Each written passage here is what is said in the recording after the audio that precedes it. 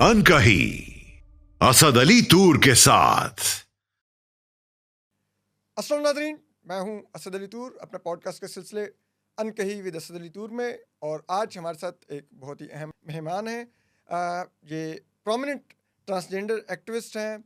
इसके अलावा peoples party की रुकन हैं, कराची केएमसी की मुंतखब रुकन भी हैं। और काफ़ी ज़्यादा ये बात करती हैं ट्रांसजेंडर राइट्स के ऊपर, और इनके अपने भी बहुत से एक्सपीरियंसेस हैं। तो हमने कहा इनसे ज़रा ट्रांसजेंडर कम्युनिटी के बारे में जानते हैं, क्योंकि पाकिस्तान में जो 2-3 कम्युनिटीज़ को मैं समझता हूँ कि बहुत ज़्यादा परसिक्यूशन का शिकार होती हैं, उसमें ट्रांसजेंडर कम्युनिटी भी one of the prominent community है। तो बहुत शुक्रिया शहजादी राय आपके आने का। आप इस्लामाबाद आई हुई हैं, तो आई होप अभी तक इस्लामाबाद आपको अच्छा ट्रीट कर रहा होगा। हाँ, Islamabad is good. Islamabad is good, और ख़ासतौर पर कराची से आने के बाद तो जो हमने कराची की हालत की हुई है। anyway, तो अच्छा मुझे ये बताइए कि अब आपको वैसे ये क्या, कब इंसान को रियलाइजेशन होती है कि उसकी जो जेंडर वो जिसे कहते हैं ना, क्या है उसकी, वो क्या कब रियलाइजेशन होती है? जब से वो होश संभालता है हम्म, उस वक्त उसे रियलाइज़ हो जाता है बच्चे को। जब उसे होश में आता है वो, मैं बलूगत की बात नहीं कर रही, I एक got it. अर्ली 6-7 एज की उम्र में उसे पता चल जाता है कि वो क्या है। बट अब डिपेंड करता है कि हर बच्चे की जो है एक कंडीशन है वो कौन सी है। और ये भी वेरी करता है कि किस फैमिली से वो ताल्लुक़ रखता है, किस बैकग्राउंड से ताल्लुक़ रखता है। तो एक सर्टेन एज पे आके वो अपना एक फ़ैसला लेता है और फिर वो समझता है कि उसकी ज़िंदगी किस तरह वो गुजारेगा। तो वो एक लॉन्ग प्रोसेस होता है ये। I am not asking you as individual, लेकिन किस किस्म के सोशल प्रेशर्स होते हैं शुरू में जब आप डिसीजन ले रहे होती हैं कि फैमिलीज, दोस्त यार, किस किस्म के वो प्रेशर्स होते हैं? देखिए, कोई भी बच्चा जब उसको ये बात पता चलती है कि वो ट्रांसजेंडर है और जब वो अपने आसपास देखता है पाकिस्तान में ख्वाजा सरा कम्युनिटी का हाल, तो वो इस कम्युनिटी का पार्ट नहीं बनना चाहता। ओके। एक बच्चा जो पढ़ा लिखा है, एक बच्चा जो एक बड़ी वेल इस्टेब्लिश फैमिली से बिलोंग करता है, उसके लिए बहुत एक मुश्किल होता है उस ख्वाजा सरा कल्चर को एक्सेप्ट करना। बट ग्रेजुअली वो इस चीज़ों को कर जाता है। दूसरा, माँ बाप का डर होता है, ऑनर किलिंग का डर होता है। सबसे पहले तो यही ख़तरा आता है कि बाप और भाई कैसे रिएक्ट करेंगे और वो किस तरह इसको डील कर सकेंगे। और हमने बहुत सारी अमवात भी ऐसी देखी हैं, बहुत सारे मर्डर भी ऐसे देखे हैं जो ऑनर किलिंग पे होते हैं ट्रांस कम्युनिटी के। तो सबसे बड़ा प्रेशर एक फैमिली का होता है, और दूसरा वो जिस तरफ जा रहे होते हैं उन्हें उधर कुछ खातिर खा फ्यूचर नज़र नहीं आता। उस जो तरफ भी सिक्योरिटी आजकल के के इशू। जो बच्चे हैं वो ट्रांसजेंडर्स तो हैं, बट वो अपने आप को ख्वाजा सरा कम्युनिटी के साथ मुंसलिक नहीं करना चाहते। अच्छा, आपने एक वर्ड यूज़ किया कि बाप और भाई कैसे रिएक्ट करेंगे। तो जो माएँ होती हैं उनमें थोड़ी एक्सेप्टेंस होती है कि वो थोड़ा ज़रा लीनियंट व्यू माँ लेती माँ हैं, या होती बहनें है, थी हाँ, माँ माँ होती हैं, बहनें भी कर लेती हैं। और माँ तो माँ होती है, वो वो कर कितने भी लेती एक है? प्रेशर में हो। मैंने कभी भी किसी ट्रांस को उसकी माँ से जुदा नहीं देखा। ओके। और अब तो ये है कि व्हाट्सएप पे वीडियो कॉल्स करती हैं और डेली बात होती है। मैं इवन अपना भी बताऊँ तो आ, मैं तकरीबन, मुझे 16 से 17 साल हो गए हैं घर से निकले हुए, और एक दिन ऐसा नहीं है कि मैंने अपनी वालदा से बात ना की। एक दिन भी ऐसा वो नहीं है। करती हैं बात, शी इज़ अब वो मतलब सोने से पहले उनको लाजमी बात करनी है। अब वो मैं मुझे मैनेज करना होता है कि हर तरह बात करनी है वालदा से। और अच्छा, अब ज़रा आ जाते हैं फिर जो दोस्त यार होते हैं उनमें कैसा रिएक्शन होता है अमूमन ऐसे? अमूमन जब ट्रांस की जो 18 साल, 17 साल, 16 साल, 14 साल, 20 साल की जो एक ज़िंदगी जो शुरू की होती है, वो उससे पूरी शट डाउन करनी होती है। वो एक शख्सियत, जब उसकी एक आइडेंटिफिकेशन चेंज होती है तो वो एक वन से स्टार्ट करता है, वो नए दोस्त बनाता है।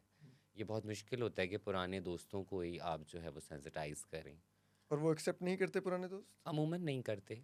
और हमारी तरफ से भी कोशिश यही होती है कि अब इतनी सारी चीज़ों के साथ साथ हम अपने पुराने दोस्तों को भी समझाने बैठ जाएं कि ये बेटर है कि नए दोस्त बनाएं, नई दुनिया बनाएं, नई शनाख्त के साथ ज़िंदगी जिए, नए नाम के साथ ज़िंदगी जिए।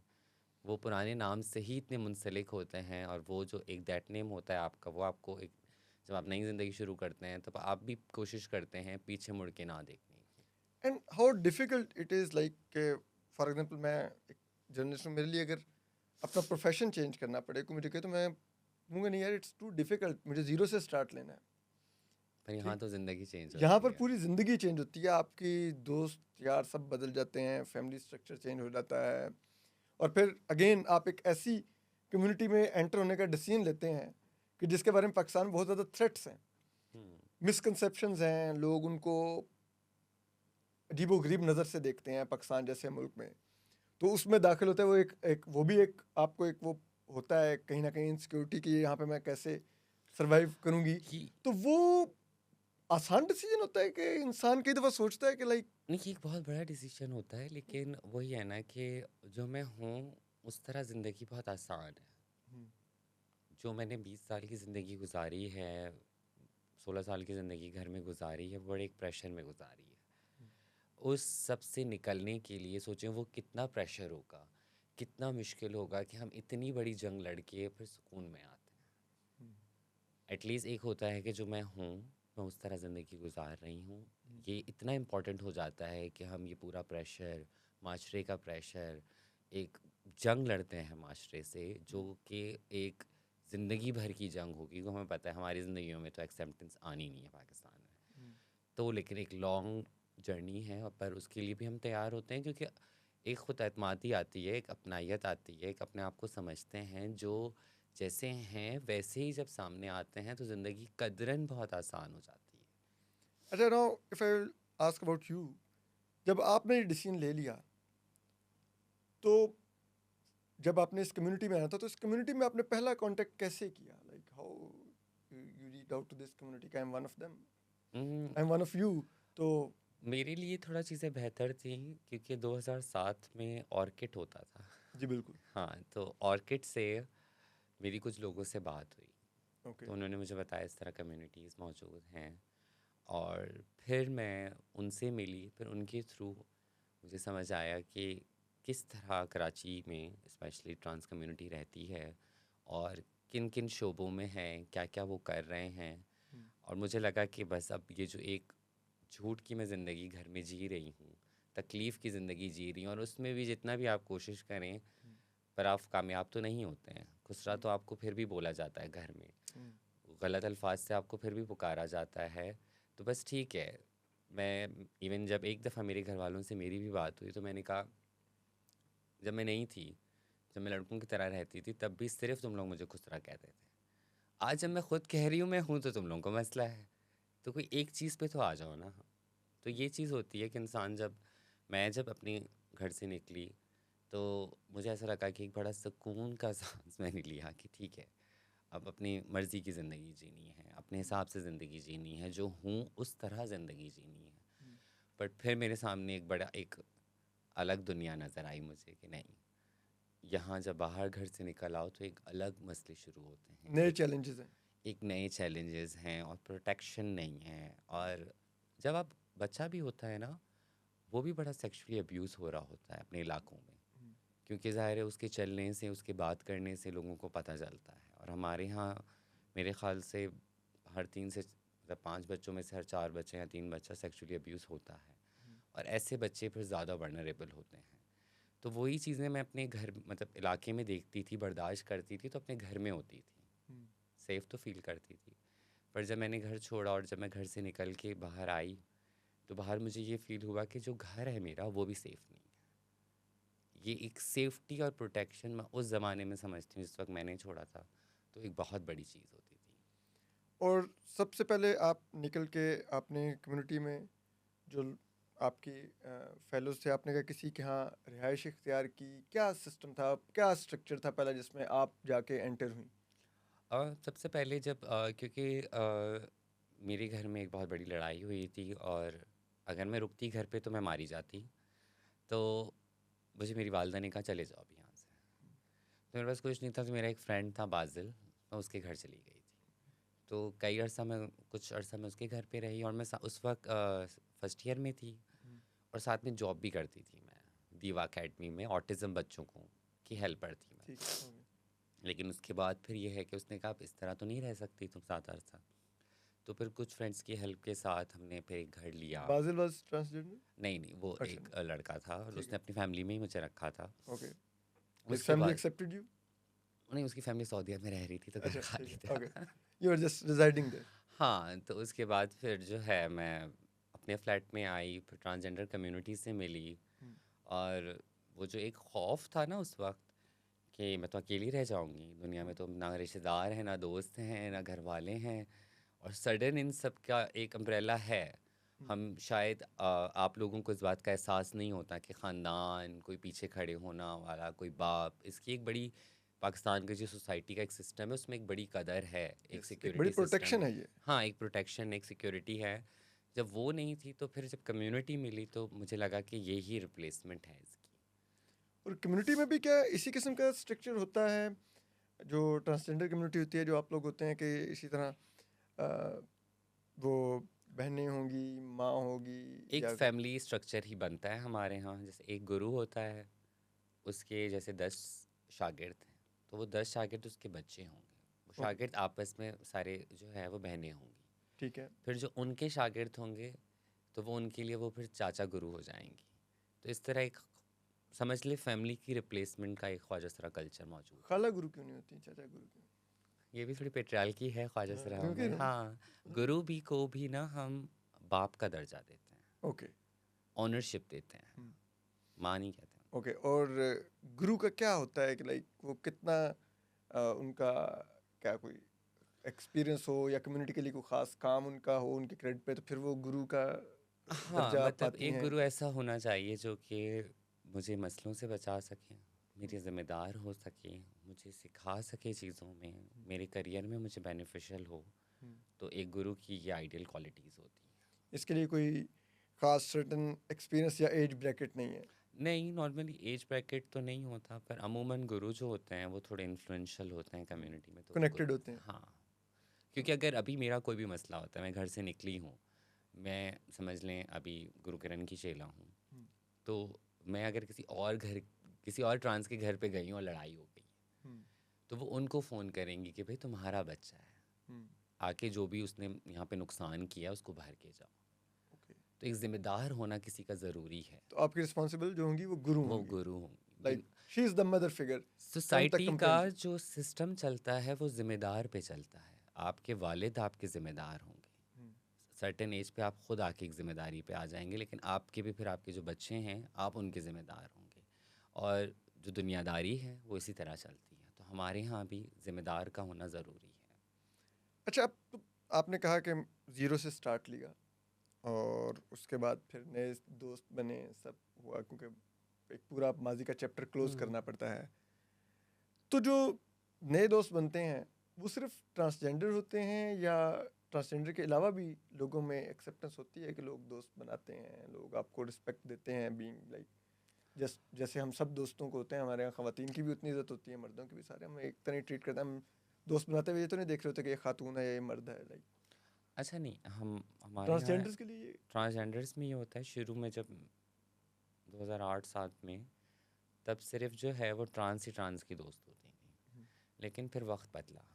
2013-14 में मैंने देखा कि ख़वातीन, स्पेशली फेमिनिस्ट औरतें, उन्होंने बड़ा दिल से हमें एक्सेप्ट किया। गुड। उन्होंने कहा कि नहीं, हम तुम्हें औरतें मानते हैं। हम खुद नहीं मान रहे होते थे, हम कहते थे नहीं, हम तीसरी जिन्स हैं, आप खातून हैं, आप इज़्ज़त हैं, आप हमारी माएँ हैं, हमारे। उन्होंने कहा नहीं, हम तुम्हें औरतें मानते हैं। तो हाँ, ख़वातीन दोस्त बनती है। मर्द दोस्त जो है वो ज़्यादातर या तो बॉयफ्रेंड्स होते हैं या जो कि किसी को कुछ लालच होती है। अमूमन मैंने दोस्त जो मर्द हजरात हैं वो बड़े शहरों में कुछ होते हैं, बाकी छोटे शहरों में मर्द नहीं साथ लेके घूमता। एक वो मर्द। टैबू है ना, एक मजाक बना दिया हाँ, गया वो है, तो उस वजह से वो दोस्ती, फिर हम भी जो हैं वो दोस्ती एक्सपेक्ट औरतों से करते हैं या अपनी कम्युनिटी से करते हैं, मर्दों से नहीं करते हैं। मर्दों से नहीं करते। और वैसे लाइक लाइटर नोट, कभी इश्क हुआ है आपको? हाँ। मैं बहुत दफ़ा हुआ है मुझे बहुत तो। दफ़ा हुआ है। दूसरी तरफ से रिस्पांस है?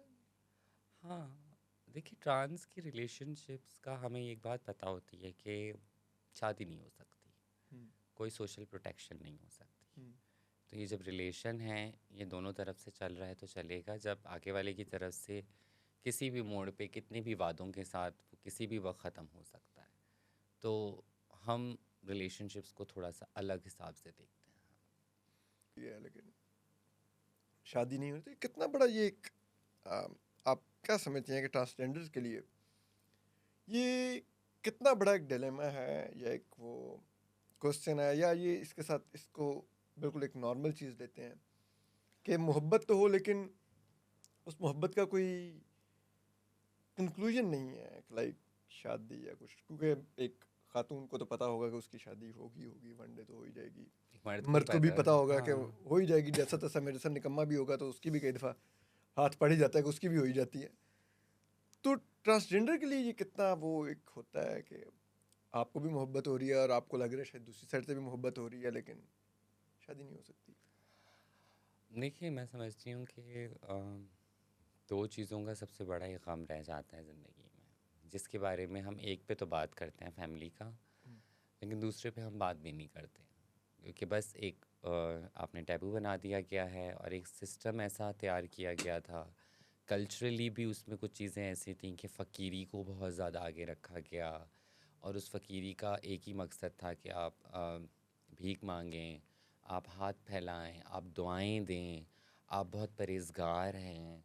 और एक कॉन्सेप्ट पाकिस्तान में ये भी बनाया गया था कि ट्रांस है तो उसके अंदर कोई सेक्सुअल फीलिंग्स नहीं होंगी, जो कि गलत है।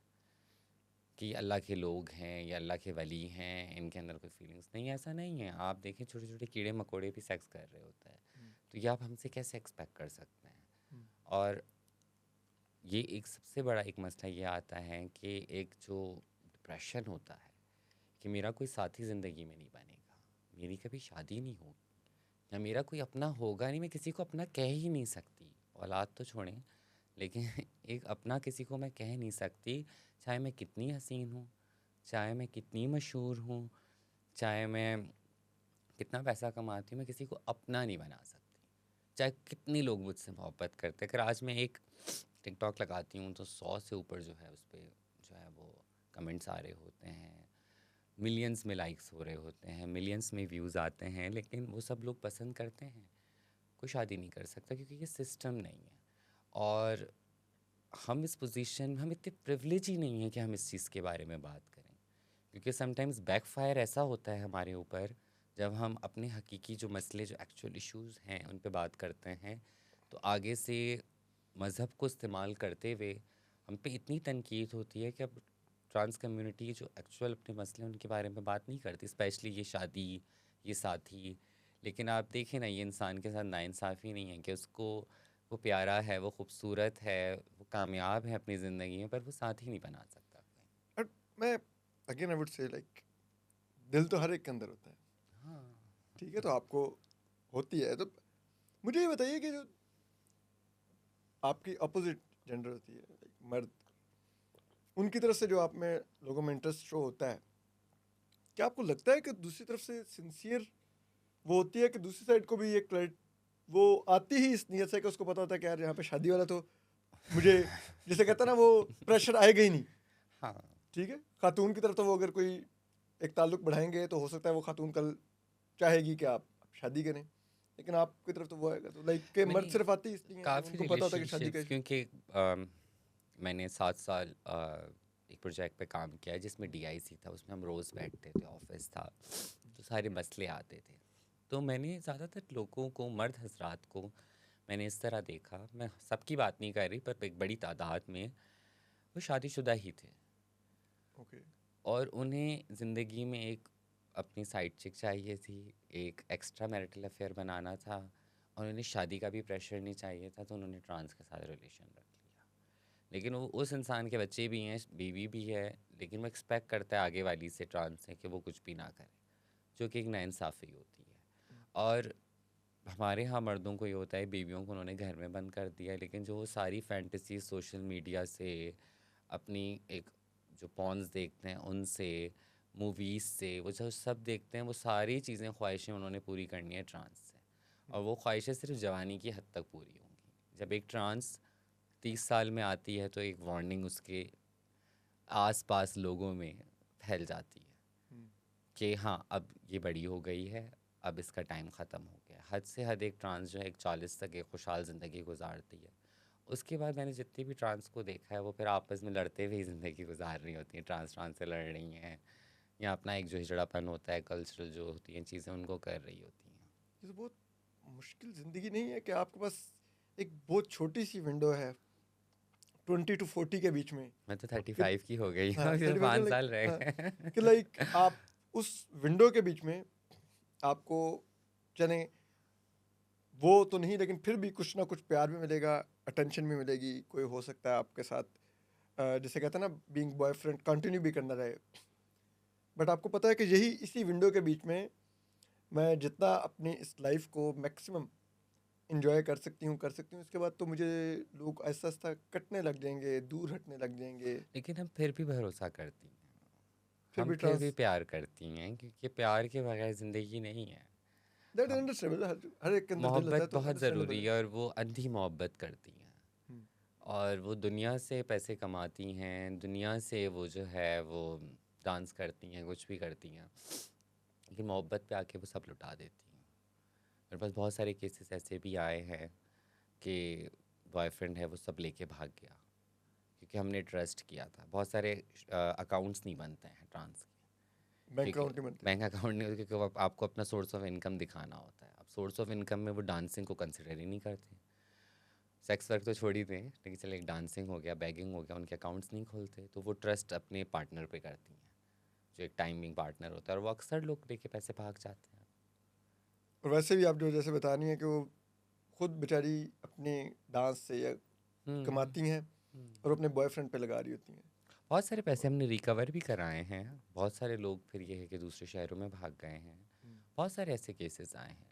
और ट्रस्ट के ज़्यादा एक वो भी होता है ना कि फाइनेंशियल लिटरेसी ट्रांस कम्युनिटी में नहीं है। हम सोशल मीडिया पे कुछ लोग देखते हैं, महरब हो गई, वो एक वेल एजुकेटेड है, मैं हो गई, मानूर चौधरी हो गई, काफ़ी हैं, रादिया है, तो इन सब को हम देख रहे होते हैं, पर ये सिर्फ 1% है या 0.5% है। एक बहुत बड़ी तादाद है जो आज तक वैसी ज़िंदगी गुजार रही है जैसा हमने उस कहानियों में सुना है, और उसमें ही वो उनको इतनी फाइनेंशियल लिटरेसी नहीं होती है। ऑर्गेनाइजेशंस अपनी तरफ से काम कर रही हैं, पर वो उस रीच पे जा ही नहीं सक रही हैं। और मैं समझती हूँ कि जब तक हुकूमत इसमें, रियासत इसमें इंटरवीन नहीं करती इस मसले में, तब तक हमारे हालात हम एनजीओ के रहमो करम पे कब तक पड़े रहेंगे। अकाउंट नहीं खुलता, जब अकाउंट नहीं खुलता तो वो कहीं बाहर नहीं जा पाती हैं। वो कहीं बाहर, क्योंकि ऑब्वियसली आपको अकाउंट बैंक डिटेल्स चाहिए होती है। बहुत सारी ट्रांस उनके पास पैसे हैं, पर वो कहीं बाहर घूमने नहीं जा सकती। मुझसे पूछ रही होती हम क्या करें, तो भाई हम कुछ बैंक से बात कर लेते हैं, लेकिन अगेन ये रियासत का काम है पॉलिसीज़ बनाना। हम पैसे नहीं मांग रहे रियासत से, कुछ पॉलिसीज़ ही दुरुस्त कर दें। बाकी जो हालात आजकल चल रहे हैं ग्लोबली ट्रांस के लिए, वो अच्छे नहीं हैं। एक गोल्डन एरा था हमारा, जब हमारा बिल पास हुआ, जब 2/3 मेजॉरिटी के साथ 2018 में एक कानून, पहला कानून साजी हुई, और वो कानून साजी कोई एक दिन की नहीं थी। उसमें तमाम ट्रांस एक्टिविस्ट की बड़ी मेहनत थी। और जो 2009 से जब इफ्तिखार चौधरी ने पहली दफ़ा फैसला दिया था था और बातचीत कि आपको शुरू हुई शनाख्ती थी, कार्ड ये का हक मिलेगा। उसके बाद से उस एक कानून के पीछे ये सालों से उसके आप बाद कह भी लें। 9-10 साल लगे वो मैंने पार्लियामेंट से बस पास यार होते। मैंने खुद ना कम से कम 30 से 40 कंसल्टेशंस जो हैं वो अटेंड किए हैं बिल के ऊपर, इसके बनने से पहले।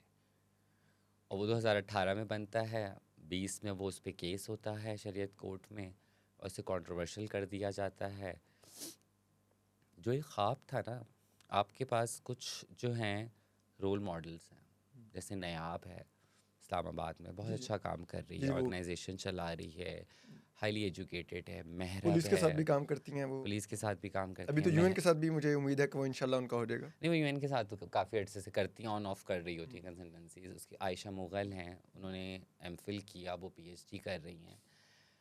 पर सोशल मीडिया पे महरब है, इन सबको टारगेट किया गया, इन सबको एक आप कहते हैं ना इबरत का निशान बना दिया गया कि इज़्ज़त की ज़िंदगी जीना चाहोगे तो ये हाल होगा तुम लोगों का। और उसके बरक्स जो डांसर हैं, मैं बिल्कुल का अगेंस्ट नहीं हूँ, डांस एक कला है, एक आर्ट है, लेकिन आपने डांसर कम्युनिटी को तबलीग पे लगा दिया। और अब एक डांसर कम्युनिटी के लिए तबलीग करना बहुत ज़रूरी है। एक आपने अजीब सिस्टम बना दिया है। जो रोल मॉडल्स होने चाहिए थे, जो पीएचडी कर रहे हैं, जो डॉक्टर है, महरब है, इन सब को आपने एक इबरत का निशान बना दिया। और जो बाकी लोग हैं, तो फिर आप क्या एक्सपेक्ट करते हैं हमारी कम्युनिटी से? और अब तो हम भी जब उनको बात करते हैं और कहते हैं कि आप वाइट कॉलर जॉब करें, आप इज़्ज़त की ज़िंदगी जिएं, तो वो कहते हैं कि तुम लोगों की कौन सी इज़्ज़त है? तुम लोगों को दिन रात सोशल मीडिया पे गालियाँ पड़ती हैं, तुमसे तो हम बेहतर हैं। नहीं तो ये एनजीओज वगैरह इतनी हमारे यहाँ पे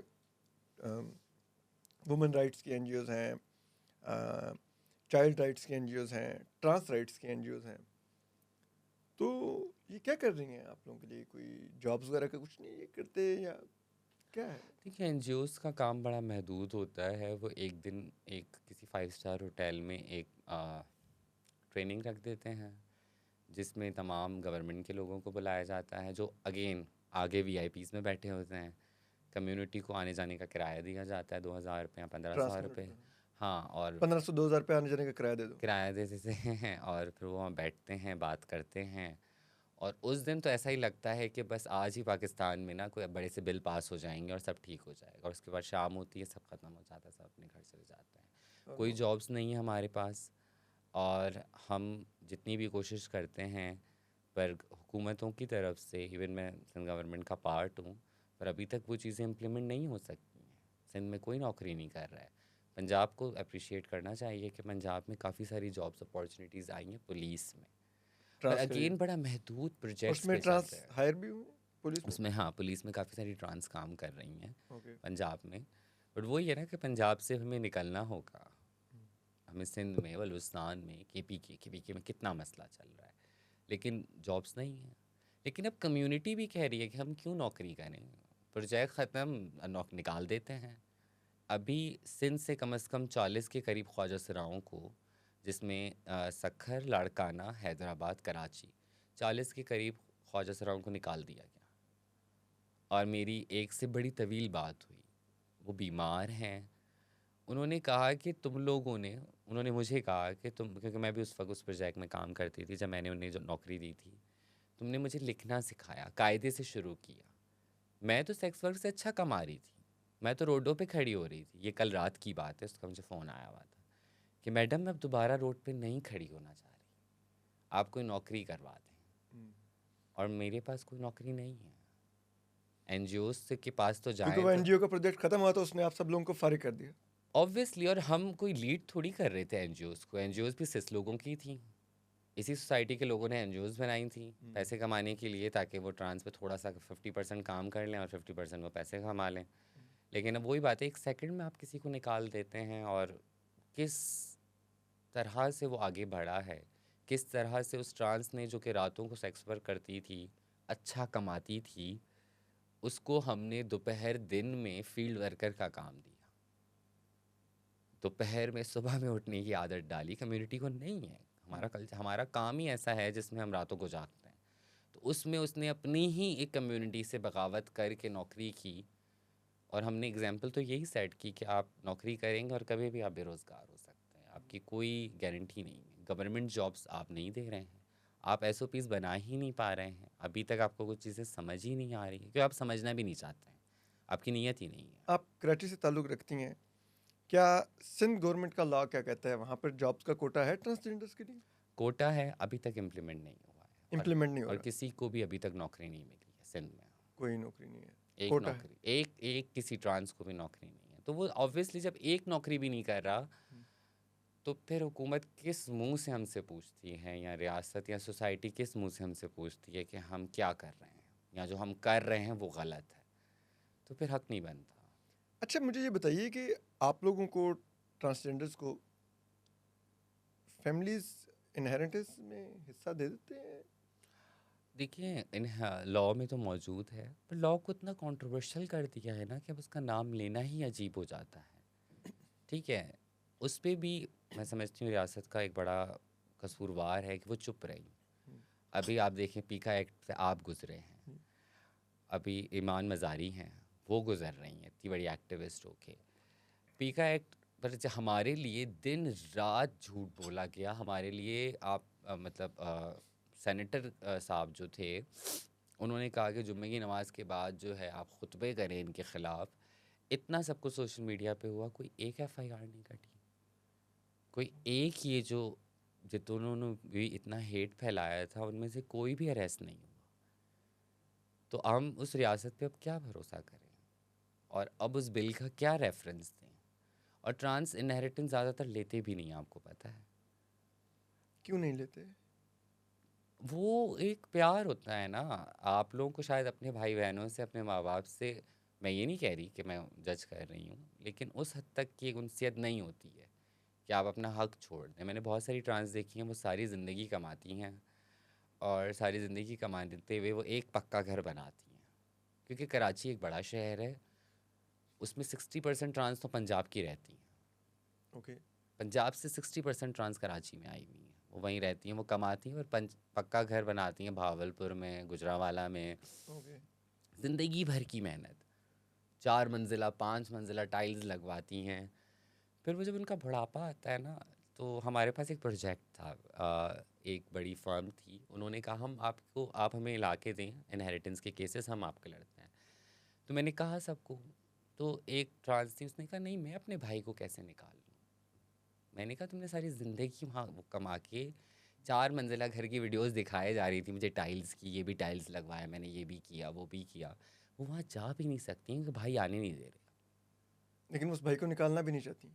वो कह रही है नहीं अब रहने दो, मेरे कौन से बच्चे हैं, मेरे यही तो खाएंगे।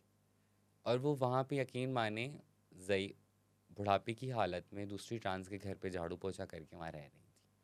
अपना उसका 4 मंजिला का घर था पंजाब में, जिस पे भाई बैठा हुआ था। जिस पे भाई बैठे हुए थे, अरे हर फ्लोर पे बैठे हुए थे। और उसको कहते थे आओ नहीं, अब बच्चे, फिर बच्चों को हम क्या बताएं तुम कौन हो या क्या हो। तो ये भी होता है कि हमारे बड़ी बड़ी उनसियत होती है, इसलिए ज़्यादातर केसेस नहीं होते हैं। बट हाँ, लॉ मौजूद है, अगर कोई इनहेरिटेंस का दावा करेगा तो उसको ऑब्वियसली केस लड़के, फिर अगर जीत जाता है। और शरीयत कोर्ट में 2 चीज़ों पे मसला उठा था, जो 2 नकात थे। एक था सेल्फ रिसीव्ड आइडेंटिफिकेशन, कि आप खुद से जाके जो है शनाख्ती कार्ड नहीं बनवा सकते, आपको मेडिकल चाहिए। दूसरा इनहेरिटेंस था। उनका आर्ग्यू ये था, जितनी भी एक रिलीजियस कंजर्वेटिव जितने भी लोग थे, पार्टीज़ थी, उनका ये था कि आप या तो मर्द का हिस्सा इस्लाम में या औरत का हिस्सा है, इनका कोई हिस्सा डिफाइंड नहीं है, तो कोई हिस्सा है नहीं। तो और हमने लॉ में ये है कि you are alien for the law के अच्छा, लेकिन आप। जब हेट कैंपेन की तो वो सिर्फ एक पॉइंट पे की, सोशल मीडिया पे सिर्फ वो सेल्फ रिसीव्ड वाली बात की, लेकिन इनहेरिटेंस वाली बात कोर्ट में हुई थी, क्योंकि मैं सिंध की तरफ से मैं पार्टी बनी थी इस बिल को डिफेंड करने के लिए। अच्छा, मुझे ये बताइए कि अगर कोई ये जो उमन किलिंग्स हो रही हैं अभी ट्रांसजेंडर्स की, ये क्या, आप क्योंकि इन केसेस को डील भी करती हैं और आप काफ़ी प्रोमिनेंट वॉइस हैं, तो ऑफ कोर्स फिर ट्रांसजेंडर कम्युनिटी की भी आप पे रिलायंस ज़्यादा होगी। किस किस्म के अमूमन इश्यूज हैं जिस पर ट्रांसजेंडर कम्युनिटी टारगेट हो रही है जस्ट बिकॉज ऑफ ट्रांसजेंडर, जो एक हेट्रेड है, या कोई और भी इसके आप कहने अवामिल हैं कि इन मर्डर्स के? देखिए, पाकिस्तान में ना हर कोई एक दूसरे को मारना चाहता है। हर कोई एक एक जो माशरा है ना, वो नफ़रत पैदा कर रहा है। ऑब्वियसली हम नफ़रत को लेकर पैदा नहीं होते, पर जो हमारी अपब्रिंगिंग्स हैं वो बड़ी नफ़रत से हैं। सिंधी मुहाजिर से कर रहा है, सही है, बलोच पठान से करेगा, कोई किसी से करेगा, कोई पंजाबी से तो खैर ज़्यादातर लोग कर रहे हैं। एक नफ़रत का माहौल बनाया हुआ है कि ये उसमें हमारे में ये होता है कि उनको ये पता है कि ये केस आगे नहीं चल सकता, क्योंकि आपने बचपन से ही आप सुनते होंगे ख्वाजा सराओं की किलिंग हो रही है। आज तक कराची में सिर्फ एक केस ऐसा था जिसमें हमने सज़ा दिलवा सकी, क्योंकि जो दियत का कानून है, ब्लड मनी, और ये मसला अब सिर्फ हमारे लिए नहीं है, ये आप लोगों के लिए भी है। जैसे अभी हम जिक्र कर रहे थे, एक जज साहब के बेटे ने 2 लड़कियों को मार दिया और पैसे दे के बात ख़त्म कर दी। तो यह मसला हमारे लिए ज़्यादा आता है कि पहले तो ट्रांस की फैमिली एक्सेप्ट नहीं करती है, फिर जब ट्रांस मर जाता है तो एनजीओज़ या एक्टिविस्ट या कोई भी लोग मर मरा के एफआईआर कटवा देते हैं। तो एफआईआर भी हम कटवाते हैं बाद में, लेकिन वो सेटलमेंट करते हैं। फिर अचानक केस के दौरान पता चलता है कि भाई फैमिली आ गई है, ओनरशिप ले ली है, उन्होंने माफ़ कर दिया है, पैसे ले लिए हैं। तो जो ब्लड मनी का कानून है, इस पर सिंध मूरत मार्च ने हमेशा से आवाज़ उठाई है, और मैं समझती हूँ कि अब सिर्फ हमारे लिए नहीं, पाकिस्तान सबके लिए इस कानून को ख़त्म होने की ज़रूरत है। मैं जहाँ तक आपकी बात समझ पाया हूँ, अगर मैं गलत हूँ तो मुझे प्लीज़ करेक्ट कीजिएगा, कि वो फैमिली जो अपने ट्रांस बच्चे को ओन नहीं करती, उसको घर से निकाल देती है, वो ट्रांस बच्ची अगर कहीं पर किसी वाक़ये में मर्डर हो जाती है, तो फिर आप लोग उसकी तरफ से एफआईआर कटवाते हैं, ठीक, एफर्ट्स करके, वो उस पर भी मैं भी आता हूँ। और उसके बाद आपकी एफआईआर इस तरह से इररेलेवेंट हो जाती है कि जिस वारिस आ फैमिली ने गया। उसको डिसओन किया हुआ होता है, वही फैमिली उसको ओन करके दियत के पैसे लेके साइड पर हो जाती है और आके कोर्ट में बयान दे देती है कि हमारा हमने बच्ची या माफ कर बच्चा दिया। था, हमने माफ कर दिया। और सारे आप लोग उस केसेस वक्त मुंह देखते रह जाते हैं। This is what is happening. Yes, ऐसा ही होता है। और ये आप लोगों के साथ भी होता है, ऐसा नहीं है। हम कारसाज में बेटी और बाप को मार दिया था एक अमीर लड़की ने, केस पैसे देती है हमारे, और हमारे लेकिन बहुत कम, 3 लाख, 4 लाख, 8 लाख, कभी कभार तो 50,000 में दे के बस जान छुड़ाओ। तो ये चीज़ मैं समझती हूँ कि ये कानून, पहले हमने आवाज़ उठाई थी कि हमें उस पर बड़ा एक बैकलैश आया था कि ये एक इस्लामी कानून है, आप इसको कैसे कह सकती हैं ख़त्म करने का। उसकी इम्प्लीमेंटेशन गलत हो रही है, तो उस पर हमें बात करने की ज़रूरत है। आज तक कितनी, हर जो भी ये देख रहा होगा, हर न्यूज़ में हर हफ्ते में कहीं ना कहीं कोई ट्रांस मर रहा होता है, और वो कत्ल ही होता है और पकड़ा भी जाता है। लेकिन आगे जाके पेशावर में अंधी मचाई हुई थी, लेकिन सारे माफ़ हो गए केसेस, क्योंकि माँ बाप ने माफ़ कर दिया। और वैसे अमूमन वजूहात क्या सामने आती हैं कि क्यों ये मर्डर्स होते हैं? देखिए गो वो कि कोई जस्टिफिकेशन नहीं है by the way, but I am trying to assess के ये है क्या वजूहात, उमूमन क्या हो रही हैं जिस वजह से देखिए ट्रांसजेंडर एक कम्युनिटी निशाना बन रही है? ज़्यादातर 2 किस्म के, जो 3 किस्म के मसले आजकल मैंने देखे हैं। एक तो बहुत रिसेंट है कि भत्ताखोर आजकल आ गए हैं। हमारे ताजिर बिरादरी ही नहीं, ट्रांस कम्युनिटी भी भत्ते की पर्चियाँ वसूल करती है। जो बड़ी बड़ी डांसर्स हैं पेशावर में, बहुत ओपनली 10 लाख 20 लाख रुपए मांगते हैं, और नहीं तो फिर गोली मार ये देते हैं। तालिबान वगैरह ट्रांस से भत्ते ले रहे हैं? वो बेसिकली तालिबान है ही नहीं ना, वो तो भत्ता ले रहे हैं। ठीक है, वो अभी भत्ताखोर व्हाटएवर, खैर। अभी अभी नैना को गोलियां लगी हैं, और उसके साथ मेरी एक चेला की चेला थी, वो भी पेशावर में थी, उसको भी पेट से गोली चुके गुजरी है। वो भी भत्ते का मसला था। दूसरा, फैमिली वाले ऑनर किलिंग में जब आप जायदाद लेना चाहते हैं, इनहेरिटेंस लेना चाहते हैं, तब भी मार देने का ख़तरा होता है, या एक ऑनर किलिंग भी होती है, इज़्ज़त पे बात आ गई है। तीसरा, जब आप किसी से दोस्ती करते हैं, किसी को आप कुछ मानते हैं, या वो आपको आपका एक मोहब्बत में आता है, तो उसमें भी हमने देखा है कि उन केसेस में भी काफ़ी दफ़ा जो है वो मर्डर हो जाते हैं। बंदा जज्बात में आके वो मार देता है, उसे लगता है कि बेवफाई की है। पर ऑब्वियसली एक डांसर है, एक सेक्स वर्कर है, अगर वो रिलेशन कर लेगी तो वो खाएगी कहाँ से? ये एंड अगर मैं, मेरी जहाँ तक अंडरस्टैंडिंग है कि अगर आप को भी मालूम है कि आप जिससे एक रिलेशनशिप कायम कर रहे हैं, आप उससे शादी नहीं करेंगे, वो है ही टेबल पर, वो है ही नहीं वो डील, ठीक है, तो फिर आप कैसे उसको बाउंड कर रहे हैं कि वो आप तक महदूद रहेगी, देखिए, और अब अगर वो कहीं और जाएगी तो you will like- छोटे छोटे शहरों में, छोटे छोटे इलाकों में ट्रांस जो होती हैं वो कुछ बड़ी मशहूर होती हैं, सही, और ज़्यादातर कत्ल भी फिर उन्हीं के होते हैं। अब फिर वो होता है कि पूरे इलाके में मालूम चल गया, छोटे से गांव में, कि भाई फलां की बंदी है। अब वो सिर्फ एक जवानी का जोश होता है, और वो फलां की बंदी है, और वो ज़ाहिर है अब किसी और इलाके में फंक्शन करने जाए तो उसके दोस्त उसको कुछ बोल देते हैं, तो वो गैरत में आके वो मार देते हैं। पहले तो अपनाते नहीं हैं, पर गैरत आ जाती है। तो ये हमें खुद समझ नहीं आता ये क्यों है, बट वही है कि एक लाकानूनियत है। और मैं समझती हूँ हमें इसलिए भी मारते हैं कि उनको पता है कि हम माफ़ हो जाएंगे, क्योंकि किसी को सज़ा नहीं मिली ना, कोई इबरत का निशान नहीं बनाना, वरना नफ़रत तो आजकल हर जगह मौजूद है। आज तक किसी ट्रांस के मर्डर को सजा नहीं हुई? एक को हुई है सिर्फ, कराची में एक को? एक को हुई है। पूरे मुल्क में, पाकिस्तान की इस पूरी तारीख में एक को सजा हुई? हाँ, एक को सज़ा हुई है, प्रॉपर सज़ा हुई है। ओके, और वो क्या सजा हुई है? वो उसको उम्र कैद दी गई थी, उम्र कैद? और उसने मर्डर किया था अपनी ही ट्रांस, उसकी फ्रेंड थी उसका। और उसने फिर ये है कि जूस वाला था, वो गरीब था ना, तो ना उसने, वो भी पैसे दे देता, लेकिन वो हाँ, गरीब था, वो अफोर्ड ना कर सका, वो अफोर्ड ना कर सका, तो उसको सज़ा हुई थी। वरना सारे 50-50 हज़ार दे के भी अभी निकल जाते हैं। पिछले महीने 3 लोगों को मारा है, अभी वो कातिल पकड़े हैं, अब वो देखते हैं वो केस किस करवट बैठता और है। वो कातिल कौन है? वो इतनी मालूमात तो नहीं पता चली, पर अभी तक केस का समझ नहीं आ रहा है। अभी तक वो बयान पुलिस का जो है वो मुझे समझ नहीं आया है कि वो कह रहे थे कि भाई हम नशे में थे, तीनों को एक साथ मार दिया। समझ नहीं आ रहा, एक एक्चुअल स्टोरी अभी तक सामने नहीं आ रही नहीं है। बट ये हाँ, ये मैं अप्रिशिएट करूँगी सिंध पुलिस को कि कि उन्होंने कहा उन्होंने जो है विद इन 25 डेज कातिल पकड़ लिया। कातिल पकड़ लिया। अच्छा, मतलब ये बताइए पुलिस का रवैया कितना कोऑपरेटिव होता है? फॉर एग्जांपल अगर मर्डर तो एक बहुत बड़ी चीज़ है, लेकिन अगर कोई भी किसी ट्रांस के साथ कोई इंसिडेंट पेश आ जाए और आप जाती हैं अगर शिकायत लेकर, मैं आप इंडिविजुअल की बात नहीं कर रहा, मैं ओवरऑल ट्रांस कम्युनिटी की बात कर रहा हूँ कि कोई भी किसी के साथ वाक़या पेश आया, कुछ अब्यूज़ हो गया या कुछ भी, तो पुलिस का रवैया कैसा होता है? आर दे लाइक अच्छा, टेक इट अब नॉर्मल जैसे वो बाकी सबको ट्रीट करते हैं, या ट्रांस के साथ कोई?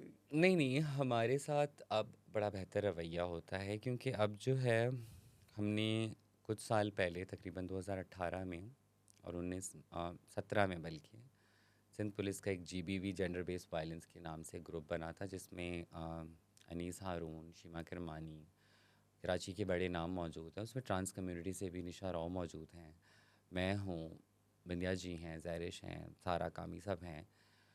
और पूरे सिंध से हैं, सिंध के हर शहर से हैं, लड़काना से भी हैं, हैदराबाद से भी हैं, सक्खर हर से शहर भी की हैं। नुमाइंदगी है। हर शहर की नुमाइंदगी है, और उसमें आप एक केस भेजें तो विद इन 15 से 20 मिनट्स जो है आपको एसएसपी का रिस्पांस आ जाता है। SSP okay. बड़ी चीज़ है। यस। ऑब्वियसली एक वक्त अलग था जब हम कांस्टेबल्स की मिन्नतें करते थे। अब एक मैं कहती हूँ ना कि जब अगर हुकूमत और रियासत की नीयत साफ़ हो, तब ना पैसे लगते हैं, ना आपको कोई फ़ंड्स चाहिए, ना आपको यूएन के फ़ंड्स चाहिए, आपका काम हो जाता है। तो वो एक काविश जो थी आईजी सिंध की, वो आज तक चल रही है।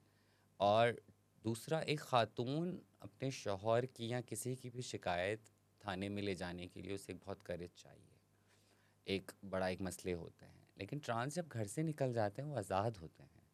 अब हमने ट्रांस को एटलीस्ट, हाँ ये मैं क्रेडिट दूंगी तमाम एक्टिविस्ट को मुझ समेत, कि हमने इतना शऊर दे दिया है कि अब वो डायरेक्ट थाने चली जाती हैं, थाने में जाके वीडियो बनाती हैं और वो वीडियो हमें भेजती हैं, थाने का नाम भेजती हैं और हम वो ग्रुप में डालते हैं। एसएसपी एसएचओ का नंबर सेंड करता है, एसएचओ से बात करके, और उसके बाद पहले तो जाना पड़ता था, लेकिन अब जाना भी नहीं पड़ता है, वो वहीं केस रिजॉल्व हो जाता है। तो हाँ, आई अप्रिशिएट सिंध पुलिस की एफर्ट, जिसमें किसी के पैसे नहीं लगे, किसी को कोई एक्स्ट्रा कोई डेस्क नहीं बनाना पड़ा, कोई भी कुछ नहीं हुआ, बस एक आपने एक एफर्ट की जिससे चीज़ें हल हो गई। चीज़ें हेलो। अच्छा, आप फिर इसी तरह से पॉलिटिक्स में अब आ चुकी हैं। अभी आप केएमसी की मेंबर हैं रिजर्व सीट के ऊपर। पॉलिटिक्स की तरफ आने का आपका कैसे ये हुआ? मैं आई एम नॉट शुरू सेइंग कि आपको आना नहीं चाहिए था, बट लाइक हाँ हाँ कैसे ये उसमें आपका हुआ इंटरेस्ट पॉलिटिक्स में? मैं शुरू से काफ़ी एक जो सियासी तौर पे काफ़ी एक्टिव थी। और जब मैं अपने घर को छोड़ रही थी 2007 में, तो उस वक्त ही बेनज़ीर साहिबा की जो है वो शहादत हुई थी। शहादत हुई थी। तो मैं बहुत देख रही थी। उसके बाद से मुझे एक लगा कि नहीं, मैं एक इनकलाबी इंसान हूँ, और हमेशा से एक रहा था कि एक बहुत प्रो सिंधी आवाज़ में बनी, और हमेशा से एक नेशनलिस्ट माइंडसेट के साथ में चलती थी कि नहीं, मैं अपनी कौम के बारे में बात करूं या ये सारी चीज़ें करूं। और उसका मुझे काफ़ी हमेशा से नुकसान भी हुआ। और वक्त के साथ साथ मैंने सोचा ये नहीं था सियासत में आने का, बट मैं एक्टिव थी, एक अपने आप पॉलिटिकली जो है वो अपना एक्टिविज़म भी करती थी सोशल मीडिया की हद तक। लेकिन फिर सडनली चीज़ें बदली और हमें ये अपॉर्चुनिटी मिली केएमसी की, तो मैंने बिल्कुल उसको अवेल किया। लेकिन मुझे लगता है कि बहुत डिफरेंट है ये एज़ कम्पेयर टू जो मैं पहले ज़िंदगी में करती रही थी, और अब जो हो रहा है वो बहुत अलग है। डबल हिट आता है, एक तो जेंडर का हिट आता है, और दूसरा फिर ये है कि पीपल्स पार्टी वाली गालियाँ भी मुझे ही पड़ती हैं जब भी मैं कुछ लिखती हूँ या कोई बात करती हूँ। तो मुश्किल है। गवर्नमेंट का गुस्सा था वो भी आप पर उतर जाता है कि लाइक? हाँ, वो भी मतलब मैं कोई बात, अगर मैं कोई शिकायत करती हूँ या लिखती हूँ कि यार ये चीज़ गलत हो रही है, तो आगे नीचे लिखते हैं तुम्हारी तो गवर्नमेंट है। अरे I am a simple city councillor, एक ऑनररी आपने मुझे एक ओहदा दिया हुआ है, और आई एम नॉट रिस्पॉन्सिबल। तो आप मतलब आपका शिकायत का भी जो एक वो है ना, जब आपकी रूलिंग पार्टी के साथ आप जाके मिलते हैं तो फिर आप शिकायत भी नहीं कर पाते इस सोशल पोजीशन मीडिया की पे। कोई सैलरी है? नहीं, कोई सैलरी नहीं कोई है। सैलरी नहीं है इसकी। कोई आपके पास डेवलपमेंट फंड्स होते हैं? डेवलपमेंट फंड आने हैं, लेकिन अभी अभी तक तक आए नहीं। आए नहीं। 2-2.5 साल हो गए हैं मुझे, 2-2.5 4 साल हो साल गए। का टर्नओवर होता 4 है। साल 2.5 साल में कोई डेवलपमेंट फंड्स भी नहीं नहीं आए, आया। और आप विदाउट एनी पे इसमें आप काम कर रही हैं। हाँ, काफ़ी वे- सारे लोग, अभी मुझे ट्विटर पे किसी ने मुर्तज़ा वहाब को टैग करके लिखा हुआ था कि हमें मसला नहीं है कि ये बाहर घूम रही है यूके में, पर ये हमारे टैक्स का पैसा है। मुझे इतना गुस्सा आया, फिर मैंने उसको नीचे लंबा चौड़ा रिस्पॉन्ड किया। मैंने कहा वेल, तो मैं एक ऑनररी काम कर रही हूँ, मुझे किराए भी अपने भरने पड़ते हैं, और ऑब्वियसली एक पावर तो आपको मिली है, लेकिन उसके साथ आपको पैसा नहीं मिला है। पैसा आपको अपना ही लगाना है उस पावर को मेंटेन करने के लिए, कम्युनिटी के कोई काम करने के लिए। ऐसा नहीं है। केएमसी मेंबर होने के साथ बहुत सारे फ़वाइद मिले हैं। एक आपको नाम मिला है, आपको इज़्ज़त मिली है। इवन औरत मार्च की जितनी एनओसीज़ होती हैं उसमें भी हमें हेल्प हो जाती है, मूरत मार्च के लिए हेल्प हो जाती है। कोई भी मसला जो भी हमें लगता है गवर्नमेंट के साथ बात करनी है, तो मेरे लिए मेयर जो है एक्सेसिबल है, मैं उसके ऑफिस में डायरेक्ट जा सकती हूँ। कोई भी मसला होता है, हालांकि लोकल गवर्नमेंट से रेलिवेंट ना भी हो, कम्युनिटी का भी हो, तो वो हल हो जाता है। बट स्टिल ये सारा काम कि मुझे तनख्वाह नहीं है, तो वो मैंने उसको जवाब दिया। मैंने कहा था कि मिर्ज़ा आप भी पढ़ लें। अच्छा, लेकिन ये आपने बात की कि एक्सेस हो जाती है, सब कुछ है, लेकिन ओवरऑल मैं इस एक्सेस पर आने से पहले कराची के अगर हालात देखे जाएं तो सोलिट से मेरा जब भी कराची चक्कर लगता है तो मैं कराची में, मेरे दोस्त कुछ डीएचए में रहते हैं, कुछ क्लिफ्टन में, कुछ दूसरे एरियाज़ में, तो ख़ासतौर पर क्योंकि रिलेटिवली कराची में ये तस्वुर किया जाता है कि डीएचए और क्लिफ्टन पोश एरियाज़ हैं, तो मैंने कहता हूँ यार तुम्हें तो डीएचए और क्लिफ्टन के नाम पर भी चूना लगा हुआ है कराची वालों को। ठीक है, आप इस्लामाबाद का या आप लाहौर ये का डीएचए कंट्रोलमेंट देखें। से पूछे ना ठीक, फिर। हाँ कंटोनमेंट से, लेकिन मैं एक बात करूँ तो आर्मी करा की भी प्रोसेस ना, मतलब जो प्रोग्रेस है वो कराची में आके ज़ीरो हो रही है ना, तो ये तो मतलब इसके बारे में तो कोई बात ही नहीं करता। मैं जब केएमसी गई ना, देखिए मैं भी जब कराची में पली बड़ी हूँ, पैदा हुई हूँ, मुझे बहुत बुरा लगता है जब मैं रोडों की हालत देखती हूँ, मैं चीज़ों की हालत देखती हूँ। मुझे लगता है कि चीज़ें कदरन बाकी जो निस्बतन इस्लामाबाद और लाहौर में बेहतर हैं, और क्यों बेहतर हैं। और जब कौंसिल में आई, जब मैंने मसले देखे, तो मेयर तो सिर्फ 30% कराची का मेयर है, 20% आपका वफाक के पास है, रेलवे का, डिफरेंट उसमें शोबों का, पोर्ट का। वो आपने 20% जो कराची है वो आपने वफाक ने रखा हुआ है, 40% कराची जो है वो कंट्रोलमेंट ने रखा हुआ है, 30% जो बिल्कुल डेवलपमेंट जगह नहीं है वो मेयर के हाथ में है, और उसमें वो केएमसी बना हुआ है। हमारे पास कोई डीएचए का नुमाइंदा नहीं होता, हमारे पास क्लिफ्टन का नुमाइंदा नहीं होता, हमारे पास गुलिस्तानी जौहर का नुमाइंदा नहीं होता, हमारे पास पूरी शारा फैसल का जो पूरा एक एरिया है मलिर कैंट का, हमारे पास नुमाइंदा नहीं होता। वो कंट्रोलमेंट डील करती है, आर्मी डील करती है, बट मीडिया और जो सियासत है वो सारी मुर्तज़ा वहाब। मैं अगर मुर्तज़ा वहाब की जगह होती मैं तो रिज़ाइन दे देती। एक चीज़ मेरे इख्तियार में ही नहीं है तो मुझे उसकी गालियाँ क्यों पड़ रही हैं। लेकिन जो आपके इख्तियार में है वहाँ पर भी अगर आप गटर के ढक्कन ना पूरे कर सकें, सफाई का प्रॉपर इंतज़ाम ना हो सके, क्योंकि मैं कराची में जाता हूँ तो मुझे ये चीज़ बहुत बॉदर करती है। दो चीज़ें मुझे कराची में बहुत बॉदर करती हैं। एक, जो वहाँ पर हर कोई साथ गार्ड्स का वीगो डाला लेके फिर रहा होता है। मैं कहता हूँ यार क्यों इतनी असले की नुमाइश, क्या है? लाइक मुझे तो बहुत, मैं आई रियली डिसलाइक वेपन, तो मैं मुझे कहता हूँ कि मेरे इर्द गिर्द भी उठा खड़ा ना हो, तो मुझे बहुत अनकम्फर्ट फील होता है लोगों को कैरी करके घूमते हुए। सड़क पे वॉक कर रहे होते, साथ उनके गनमैन वॉक कर रहे होते हैं। और दूसरी चीज़ मुझे ये कि कराची की जो सड़कों की हालत है और फिर जो सफाई का इंतज़ाम है, sorry to say that is terrible. ठीक है, तो वो जो रिस्पॉन्सिबिलिटी है वो कहीं ना कहीं पीपल्स पार्टी और केएमसी को तो उठानी होगी, क्योंकि ये 2008 से रूल कर रहे हैं सिंध के ऊपर मुसलसल। और मेरे पर ख्याल में मैं पाकिस्तान में मैं किसी भी मैं सूबे में इतनी अगेन मुसलसल अगेन गवर्नमेंट अगेन मैं किसी। ये कह रही हूँ ना कि 30% कराची के जिम्मेदार हैं वो। सिंपल, ये इट मेक सेंस ना, 30% उनके अंडर है, 30% के वो जिम्मेदार हैं। पर अब आप वही बात है ना कि जब नहीं, वो मीडिया बात, 30% में भी आपने कुछ क्या नहीं बेहतरी की है। चलो 30% की हम बात कर लेते हैं ना, लेकिन हम 70% को कैसे छोड़ सकते हैं? अभी आपने डीएचए और क्लिफ्टन के नाम पे धोखे की बात की। किसी ने पूछा है आर्मी से? किसी ने पूछा है कंट्रोलमेंट से आप क्या कर को पूछ सकते हैं? शिकायत तो लेके जाएं। इवन जौहर जैसे एरिया, मतलब कराची में, मतलब मैंने तो छोटे छोटे गोट छोड़कर, और मेन रोड केएमसी के अंडर है, और उसमें मैं समझती हूँ एक बहुत पढ़ा लिखा मेयर हमारे पास आया है, हम उसे यूटिलाइज़ नहीं कर सके, उन्हें वो इख्तियारात नहीं दे सके। शायद ये बात वो ख़ुद भी नहीं बोल पाते होंगे, पर जो मैंने केएमसी में देखा है, केएमसी के पास वो इख्तियारात ही मौजूद नहीं है। ये शहर जो है कोई और चला रहा होता है। कचरे का अब एक जो रोड है, उसका जो सर्विस रोड है वो कंटोनमेंट के पास है, मेन रोड जो है वो केएमसी के पास। केएमसी के पास है। वो कचरा इधर फेंक देते हैं, जब केएमसी वाले आते हैं वो कचरा इधर फेंक देते हैं। क्या आप इसका सल्यूशन करेंगे? मैं ये कौंसिल की बात बता रही हूँ। कौंसिल में जब ये सारी चीज़ें डिस्कस हुई तो मुझे लगा कराची का जो स्ट्रक्चर है इस वक्त, कराची में ऊपर से आप लोकल गवर्नमेंट ले आए, ठीक है, आप लोकल गवर्नमेंट एक जमहूरी अमल है, आपने नीचे तक लोगों को एम्पावर किया, 30% की हद तक ही सही किया, आपने इतने सारे नुमाइंदे बना दिए हैं, और कोई काम सिंसेरिटी से ऑब्वियसली नहीं कर रहा क्योंकि रिज़ल्ट नहीं है। पर साथ में ये जो बाउंड्रीज़ के मसले हैं ना, कि कचरा यूँ फेंक देते हैं इधर, इधर से उठा के यूँ फेंक देते हैं, वो कचरा वहीं रुल रहा होता है, कोई उठाने वाला नहीं है। तो जब तक ये मसले, और कराची को एक रीस्ट्रक्चर करने की ज़रूरत है गवर्नेंस को, मैं नहीं समझती कि हम बिल्कुल एक जमहूरियत के हिसाब से चलें और लोकल गवर्नमेंट को एम्पावर करें।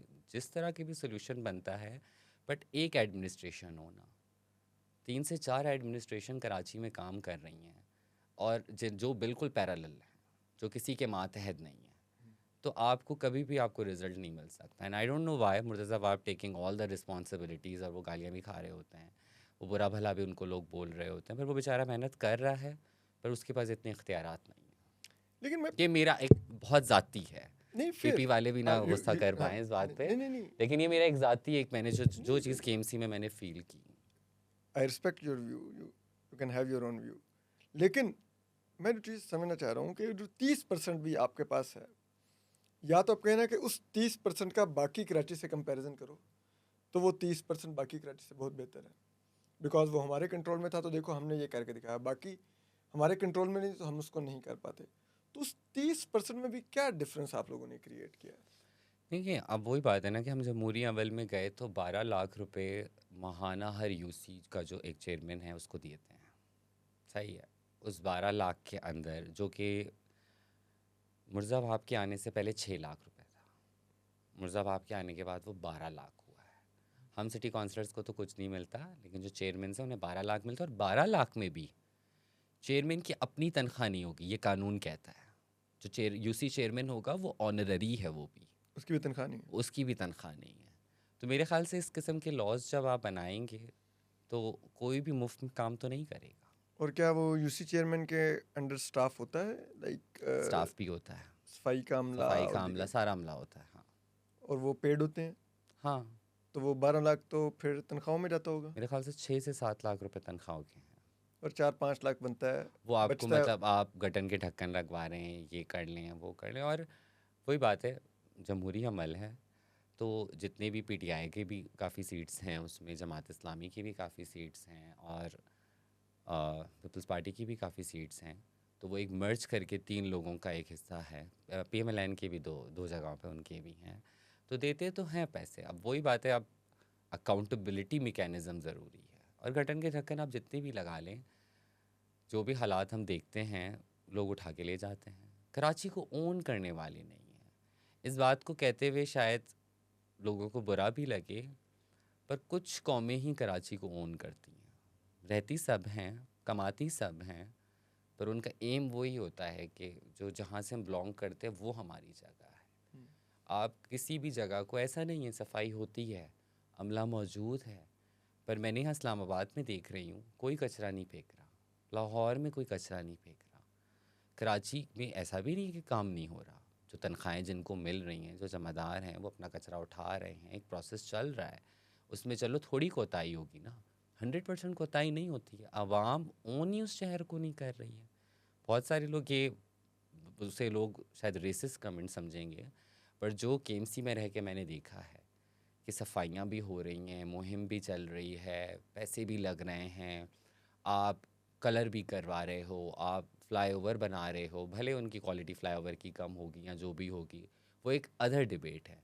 अभी जौहर चुरंगी पे फ्लाईओवर बना है और उसके बाद अंडरपास बना है, वो पूरे पे जो है वो लोगों ने पान की पीपे फेंकी हुई हैं और उन पे पेंटिंग्स कर दी हैं, किसी ने कोई एडवर्टाइजमेंट कर दी है, नए बने हुए उस पे। तो ये भी तो ओनरशिप लेनी होगी ना। और नहीं, आप किसी को पकड़ें तो कराची में तो ये भी मसला है ना कि किसी को भी उठाओ तो उसके ताल्लुकात फिर डायरेक्ट जाके डीआईजी से निकलते हैं। ये भी एक मसला है ना, जब तक आवाम किसी जगह को ओन नहीं करेगी। देखिए मैं अभी लंदन गई थी, मुझे लंदन भी बहुत गंदा नज़र आया, मुझे लंदन में भी पान की पीपे नज़र आए। तो कुछ चीज़ें आवाम के ऊपर भी डिपेंड करती हैं। हम 100% गवर्नमेंट को अकाउंटेबल नहीं, आप 80% ठहरा लें, बट 20% तो बात करें ना। आप मैंने देखी हैं बहुत सारी रोडें साफ़ हुई हैं, बहुत सारे रोडों पे जो है अभी बकरा ईद पे धोए गए थे रोड, क्योंकि ये सारी चीज़ें केएमसी में मेरी आंखों के सामने हो रही थी। मैं उस ग्रुप में मौजूद हूँ, मैं देख रही होती हूँ, एक दिन भी वो चीज़ साफ़ नहीं चल सकती। अगर वो दोबारा 1 महीने बाद भी उस चीज़ को रेनोवेट दोबारा करते हैं थोड़ा बहुत, तो वो तो 30 दिन 28 29 दिन तो वो दोबारा ख़राब हो जाता है। एक दिन में लोग वापस उसको उसी जगह पे ले मुझे जाते लगता है कि कराची एक हब बन चुका है जहाँ सब आ रहे हैं, कमा रहे हैं, और कोई भी उस शहर को ओन नहीं करना चाह रहा है सिवाय बलोच, सिंधी और मुहाजिर के। ये 3 कौमें ऐसी हैं जिनमें मुझे लगता है कि कराची के लिए एक प्यार मौजूद है। बाकी लोग आते हैं, कमाते हैं, पता नहीं क्या क्या फ्रॉड श्रॉड करते हैं और चले जाते हैं। इवन ट्रांसजेंडर कम्युनिटी को ही देख लें, वो भी 60% ट्रांस जो हैं वो पंजाब से हैं। आप कहते हैं पंजाब इतना कमाता है, पंजाब इतना डेवलपमेंट है, लाहौर इतना डेवलपमेंट है, तो क्यों लोग पंजाब के जो हैं वो कराची में काम करने आते हैं? क्यों केपीके के आते हैं, क्यों बलूचिस्तान के आते हैं? तो एक रीजंस हैं कि वहाँ की गुड गवर्नेंस है कारोबार करने के मामले पे, बट अदर हैंड आवाम जब तक कराची को ओन नहीं करेगी, सफाई की ज़िम्मेदार आवाम होती है, मैं समझती हूँ रियासत नहीं होती। आवाम साफ़ सुथरी होगी तो वो चीखेगी, वो पूछेगी। और मैं अब ज़रा पीपल्स पार्टी का पूछूं तो सिंध पर मैंने पहले भी ये कहा, 2008 से 2025 आ गया, पीपल्स पार्टी मुसलसल 17वां साल है रूल कर रही है। वो कोई ऐसा क्यों नहीं डिफरेंस क्रिएट कर सकी कराची के लिए कि जो आप कह सकें? क्योंकि मेरा ये मानना है कराची पाकिस्तान का वाहिद मेट्रोपॉलिटन सिटी है हम्म कि वो एक उनका भी एक मॉडल ऑफ गवर्नेंस होता है कि हम ये लाइक देखिए PML Lahore as a model of governance offer देखिए करती है। इंफ्रास्ट्रक्चर है ना, मैं कहती हूँ इंफ्रास्ट्रक्चर में हम कमज़ोर हैं। पूरा सिंध कमज़ोर है, सिर्फ कराची नहीं, पूरा सिंध कमज़ोर है, लेकिन बहुत सारी चीज़ें बेहतर हैं। हम इस चीज़ को देखिए डिनाई नहीं कर सकते, क्यों लोग सारे कमाने आ रहे हैं। वो आबादी का लेवल देखें आप, कराची का, हैदराबाद का, ठट्टा का, ये जो भी दूसरे सूबों से लोग, इवन अगर कोई पेशावर से भी उठ के ठट्टा में कारोबार करने आ रहा है, कुछ तो देख रहा है ना। उसका क्या रीज़न है? क्योंकि जो पॉलिसीज़ बनाई गई हैं, सिंध गवर्नमेंट का हमेशा से जो एक मंशूर रहा है कि जितने भी गरीब लोग हैं उनको कारोबार की तरफ की सहूलतें दी जाएं। आपके लाहौर में क्यों नहीं जाते लोग? मुझे तो लाहौर में कोई गैर मकामी नज़र नहीं आता।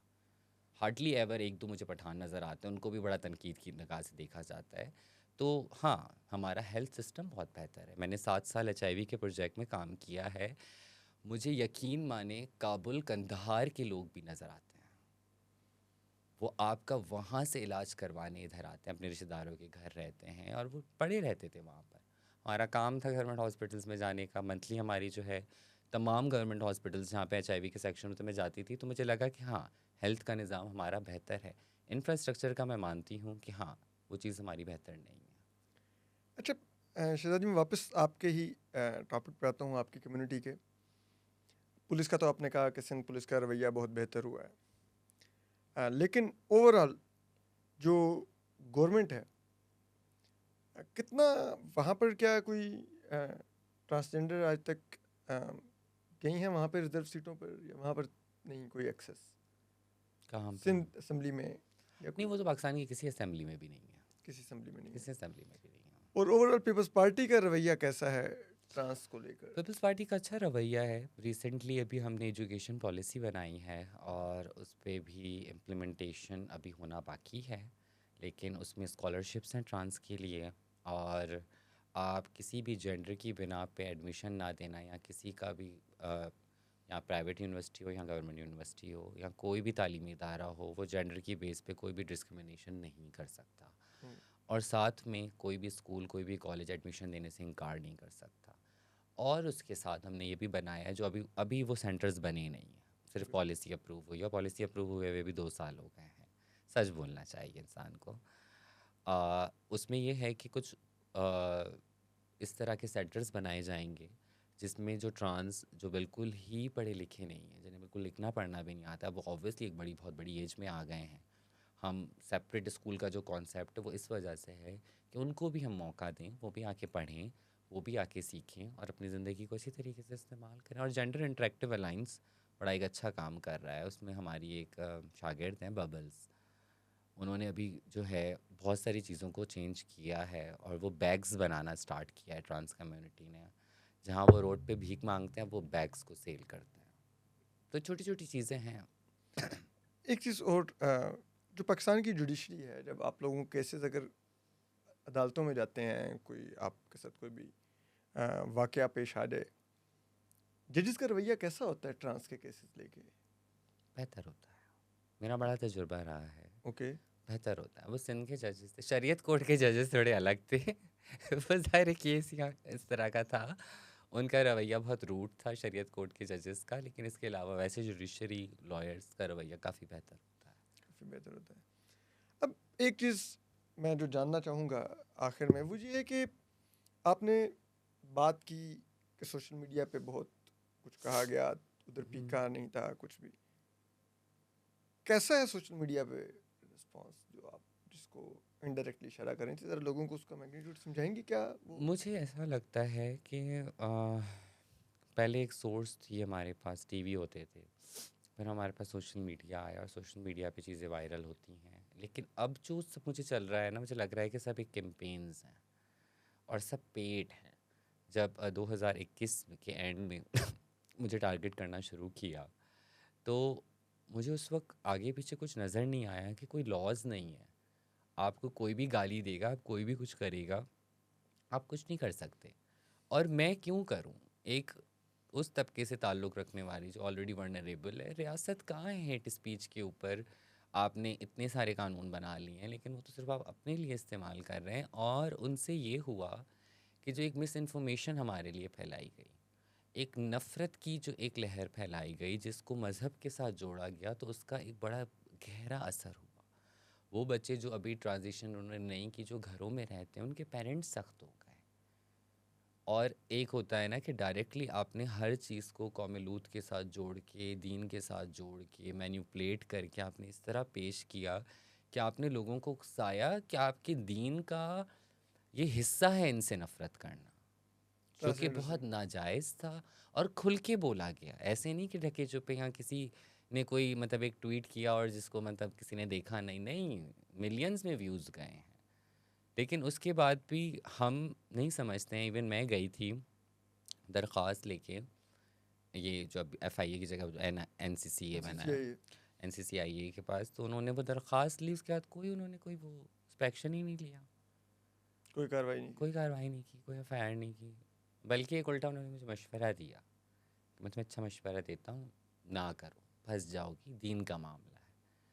भाई, आप दीन के नाम पे मुझे कैसे गाली दे सकते हैं? मैंने आपका कुछ नहीं बिगाड़ा हुआ। मैं अगर अपनी एक बिलफ़र्ज़ एक टिकटॉक लगाती हूँ, आप मुझे क्यों गाली दे रहे हैं? ये कौन सा दीन है? ये कौन सी एथिक्स है? कौन सा मज़हब है? क्योंकि आपने जहन साजी नफ़रत से कर दी है। मुझे ऐसा लगता है हमारे लोग सिर्फ एक नफ़रत के साथ अपनी फ्रस्ट्रेशंस निकाल रहे होते हैं। और अब लोगों को जब आप लगा देना, हमारे यहाँ ये होता है कि कोई भी ऐसा देखेंगे दीनदार कोई बंदा जो ट्रांस को गालियाँ दे रहा हो, तो उसको शेयर भी कर देंगे कि चलो हमें एक नेकी मिल जाएगी। तो ये कॉन्सेप्ट जो है उन्हें क्लियर करने की ज़रूरत है। रियासत जब तक इंटरवीन नहीं करेगी तब तक हमारे हालात बेहतर नहीं हो सकते। सोशल मीडिया एक जहन्नुम बन चुका है, आपकी शदीद ज़रूरत भी है, लेकिन साथ में वहाँ कोई सेफ्टी, कोई मेजर्स, कोई डिजिटल सिक्योरिटी कुछ नहीं है। और उल्टा ये पीका एक्ट ये तो अजाब बन गया एक्टिविस्ट के लिए। आप यकीन मानिए जब से आपके साथ हुआ था और पीका एक्ट आया था, मैंने लिखने में बहुत एहतियात कहा है रखी है कि आप गवर्नमेंट को भी कुछ बोलें और उनको बुरा लग जाए, आप क्या करेंगे? ईमान मज़ारी जैसी एक औरत, जो निडर औरत, इतनी ब्रेव लड़की, वो आज जेल में है, कोई पूछ जाने ही नहीं वाली है। रहा। और उसके ऊपर सज़ा हो रही है, उसको सारी चीज़ें हो रही हैं, सज़ा तो हो गई है मेरे ख्याल से नहीं, उसको, होने वाली है ऐसे, मुझे होने लग रहा वाली है है। उसको। नीड टू कोई कंक्लूड। आवाज़ नहीं उठ रही है, कोई सिविल सोसाइटी नहीं है। मुझे तो खुद का खौफ आया। यकीन मैंने बहुत सारी चीज़ों पे बात करती थी पहले मैं, तो मैं अब गुरेज करती हूँ बात करने से, क्योंकि पाकिस्तान वो जगह नहीं रही जहाँ आप खुल के बात कर सकते हैं। आपको क्या लगता है ये मौजूदा दौर में क्या सिविल सोसाइटी जो हमारी एक है और जो हमारे जो सिविल सोसाइटी थी, या जो लेफ्ट के लोग, कुछ है, तो वो जो जिसको अपने थी का वर्ड यूज़ किया, वो इंडिविजुअल्स तो अभी भी मौजूद हैं।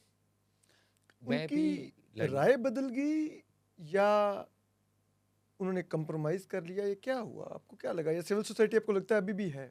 मुझे ऐसा लगता है कि सिविल सोसाइटी जो थी, जिसका मैंने वर्ड इसलिए यूज़ किया क्योंकि मैं पिछले साल जर्मनी गई थी, अमेरिका गई थी, और इस साल मैं जो है वो यूके गई।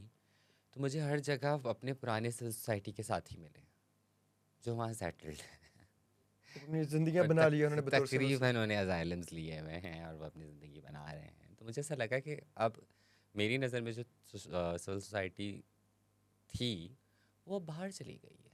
कुछ लोग हैं, कुछ हमारे बड़े काबिल इज़्ज़त हमारे सीनियर एक्टिविस्ट मौजूद हैं, वो अपनी तरफ से कोशिश कर रहे हैं। मैं कभी भी ये नहीं कहूँगी कि उन्होंने कॉम्प्रोमाइज़ किया है, बट एक शिद्दत में कमी आई है। क्योंकि जिस तरह को आपके आइन को बदला जा रहा है, जिस तरह के लॉज बनाए जा रहे हैं, वो बहुत एक अनएक्सपेक्टेड हो रहा है।